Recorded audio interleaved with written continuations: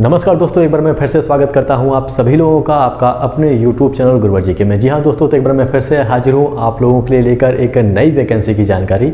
असल में ये कोई नई वैकेंसी नहीं है, इसकी भर्ती पहले ही आ चुकी है, लेकिन कुछ कारणों के वजह से मैंने इसके ऊपर वीडियो नहीं बना पाया, जो कि आज मैं बना रहा हूँ। ये मुख्य रूप से देखिए आर्मी ऑर्डिनेंस कॉर्प्स की वैकेंसी है। ये इस विभाग की वैकेंसी है जो कि मटेरियल असिस्टेंट की वैकेंसी है। यह जो विभाग है यह एक आर्मी का ऐसा विभाग है जो मुख्य रूप से सामग्रियां या फिर रसद प्रदान करने का या फिर उसकी व्यवस्था करने का कार्य करता है। जैसे सामान्य अवस्था में या फिर शांति की अवस्था में या फिर युद्ध अवस्था में जब भी सेना जहाँ पे भी स्थिर रहती है तो उसे बहुत सारी सामग्रियों की आवश्यकता पड़ती है, जैसे मान लीजिए हथियार, गोला बारूद या फिर और साथ में ही जो उसके जो भोजन का जो प्रबंध होता है वह सभी का जो व्यवस्था है वह इसी विभाग यानी कि आर्मी ऑर्डिनेंस कॉर्प्स के द्वारा ही किया जाता है। तो इसी की वैकेंसी निकली है, इसी विभाग में एक मटेरियल असिस्टेंट की वैकेंसी निकली है। अब मटेरियल असिस्टेंट क्या होता है इसके बारे में अलग से वीडियो बना दूंगा, जिसमें संपूर्ण जानकारी आप लोगों को दे दी जाएगी कि इनका काम क्या होता है, किस प्रकार का काम इन्हें करना होता है। तो आज हम इसी वैकेंसी के बारे में बात करेंगे। यह जो वैकेंसी प्रारंभ हुई है आप लोगों का भरा जाना वह 23 अक्टूबर 2022 से इसका भरा जाना प्रारंभ हो चुका है। और जैसा कि आप लोग देख रहे हैं कि 12 नवंबर 2022 तक आप इसके फॉर्म को भर सकते हैं। उसके पहले ही भर दीजिएगा यदि आपने अभी तक इसके फॉर्म को नहीं भरा है। तो हम इसमें बात करेंगे इसकी योग्यता क्या होनी चाहिए कि यानी कि कौन कौन भर सकता है, और सभी तमाम वो जानकारी हम इसमें आपको देने वाले हैं जो एक फॉर्म भरने वाले अभ्यर्थी को पता होना आवश्यक है। तो इसमें जो टोटल पोस्ट निकला हुआ है वो 419 यहाँ पे पद निकाले गए हैं, जिसमें अलग अलग वर्गों में इसे विभाजित भी किया गया है, यानी कि अलग अलग जातियों के हिसाब से, जैसा कि आप लोगों को पता है कि आरक्षण मिलता है उस हिसाब से।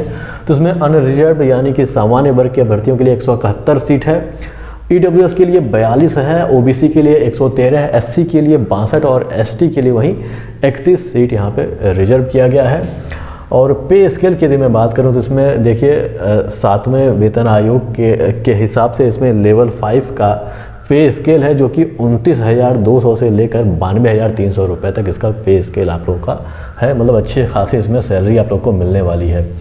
एज लिमिट की यदि मैं बात करूं तो एज लिमिट इसमें 18 से 27 साल मांगा गया है, यानी कि 12/11/2022 के हिसाब से, यानी कि 12/11/2022 को आपकी जो उम्र होनी चाहिए वो 18 साल से कम नहीं होनी चाहिए और 27 साल से अधिक नहीं होनी चाहिए। लेकिन आप रिजर्वेशन का फ़ायदा उठाना चाहते हैं, जैसा कि आपको पता है कि SC ST हो गए या फिर OBC जाति के जो लोग होते हैं, इस वर्ग के जो लोग होते हैं, उन्हें उम्र में छूट मिलती है। तो इसमें भी OBC कैंडिडेट्स को यहाँ पे 5 साल की छूट मिलेगी।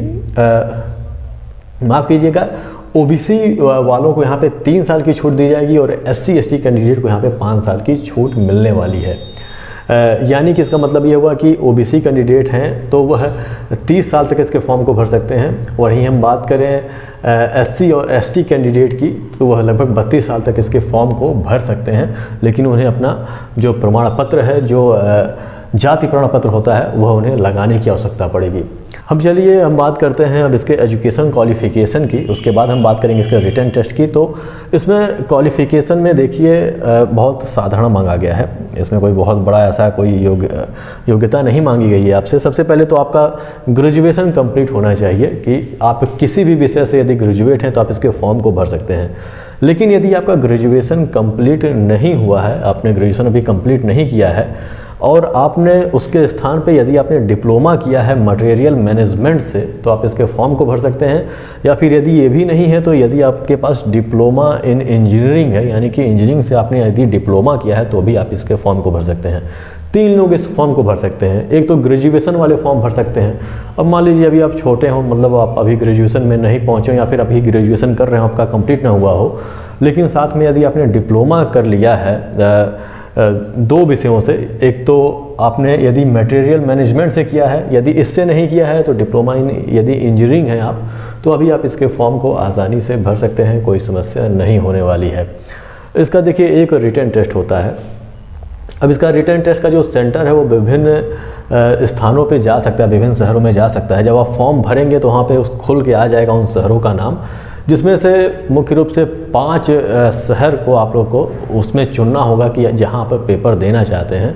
और आप जितनी जल्दी फॉर्म भरेंगे और जितना जल्दी आप शहर भरेंगे उतने ही अधिक चांस रहेगा कि आपको सबसे पहला जो आपने प्रेफर किया है शहर, वहाँ पे आपको स्थान मिल जाए। रिटन टेस्ट के लिए वहाँ पे आप लोग का सेंटर बना दिया जाए। इसमें रिटन टेस्ट जो होगा उसमें जो क्वेश्चनों की संख्या है, रिटन टेस्ट का मतलब हो गया कि OMR बेस्ड, यानी कि ऑफलाइन पेपर उसका होगा। OMR बेस्ड पेपर आएंगे, जैसे कि सामान्य रूप से प्रश्न रहते हैं, उसके नीचे 4 ऑप्शन रहते हैं जिसमें से एक सही रहता है, उस प्रकार का यह प्रश्न रहेगा, OMR बेस्ड रहेगा। इसमें टोटल क्वेश्चन जो आएगा वो 150 आएगा और 150 नंबर का, यानी कि प्रत्येक प्रश्न 1 नंबर का रहेगा। और यदि टाइमिंग की बात करें तो 2 घंटे का आप लोग को समय दिया जाएगा, यानी कि 120 मिनट में आप लोग को 150 प्रश्न हल करने होंगे। नेगेटिव मार्किंग की बात करें तो इसमें 1/4 यानी कि 0.25 मार्क्स का इसमें नेगेटिव मार्किंग रहेगा। यदि आप कोई प्रश्न गलत कर देते हैं तो आपके सही उत्तर से 0.25 यानी कि मान लीजिए 1 नंबर आपने पाया है किसी में से, तो 0.25 नंबर उसमें से काट लिया जाएगा और तब बचेगा आप लोग का 0.75 नंबर उसमें। तो ये है इसका पैटर्न। और यदि हम सब्जेक्ट्स की बात करें कि कौन कौन सा इसमें किस किस विषय से इसमें प्रश्न पूछे जाएंगे, तो सबसे पहले इसमें देखिए जनरल इंटेलिजेंसी एंड रीजनिंग, यानी कि रीजनिंग से 50 प्रश्न आएंगे, 50 नंबर के होंगे। न्यूमेरिकल एप्टीट्यूड से इसमें पूछे जाएंगे प्रश्न, 25 क्वेश्चन आएंगे और 25 नंबर के होंगे। वही हम बात करें इसमें जनरल अवेयरनेस, यानी कि जो जीके और जो भी सामान्य रूप से जीएस या फिर आप मान सकते हैं कि जो समसामयिक घटनाएं होती हैं उससे संबंधित इसमें लगभग 25 क्वेश्चन आएंगे, 25 नंबर के। और इंग्लिश एंड कम्प्रिहेंसिव, यानी कि इंग्लिश लैंग्वेज और कम्प्रिहेंसन इसमें आएगा, 50 क्वेश्चन रहेगा, 50 नंबर का रहेगा। आप लोगों को समझना होगा कि इसमें देखिए जनरल इंटेलिजेंसी या फिर रीजनिंग हो गया, फिर न्यूमेरिकल एप्टीट्यूड यानी कि मैथमेटिक्स हो गया और जनरल अवेयरनेस हो गया। ये जो तीनों रहेगा वह आप लोग का हिंदी और इंग्लिश यानी कि बाईलैंग्वेज रहेगा, लेकिन जो इंग्लिश इसमें आप लोग का रहेगा पेपर वो आप लोगों का इंग्लिश में ही केवल रहेगा। तो यही दोस्तों जानकारी देनी थी, आशा करता हूँ कल को समझ में आ गया होगा। यदि किसी प्रकार का कोई कन्फ्यूजन हो तो आप पूछ सकते हैं। असल में ये जो वैकेंसियाँ निकली हैं वह अलग अलग रीजन के लिए निकाली गई हैं, अलग अलग शहरों के लिए अलग अलग पोस्टें निकाली गई हैं।